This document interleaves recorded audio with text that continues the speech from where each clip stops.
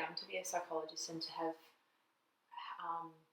work in the situation. I imagine some really challenging things have come up for you as well. So how have you personally been able to manage that compassion for others and love for others and their well-being with also just taking care of yourself?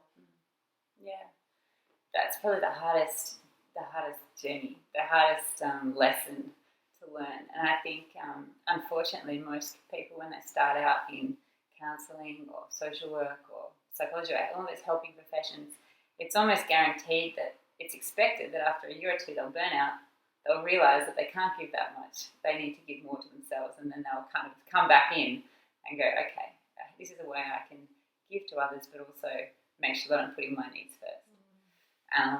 And that's exactly what happened to me. So after a couple of years working and kind of giving everything that I had to everyone around me, kind of realised, well, actually, this isn't sustainable. I'm not going to be able to continue this unless I actually put myself first. And that means doing things at a very small level, like timetabling in patients around my day and making sure I have a lunch break and, working it in a way that suits me instead of doing it in model suit patients. And that's actually not an easy thing to do when you're so used to, doing right thing by others.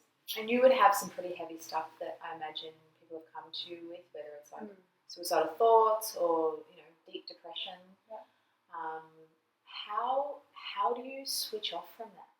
Like, what do you do when you go home after a day at work to stay sane? Well, firstly, I guess it's a reminder that that's a bit of a privilege to be able to sit with someone and have them share with you their experience. To me, to try and find some gratitude and that actually is a privilege to be able to sit with that and have that deep connection with that person. That's a nice way of thinking about it for me. That helps. Yeah. But that's where, exercise, meditation, just the stuff that we hear about all the time that we keep talking about, they're crucial. So unless you've got, for me, riding home from work was perfect because by the time I got home I would have, kind of really let go of what was going on in the day.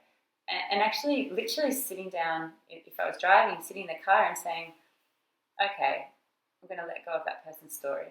And who am I? This is me. Actually, everything's going well in my world. Yeah. Or, maybe it's not. But actually, literally, physically taking off that hat and putting on my own hat again and going home. And I think it needed to be a conscious decision to let go of and to come back. I guess to not feel bad that everything is going okay in your world as well. Yeah. Sometimes I feel like there can be guilt associated with being okay, being happy with yourself. How crazy is that? Yeah, definitely. Being okay with it, being recognising that the better place you're in, the more you can help others. And so that's a great thing if you're in a good place.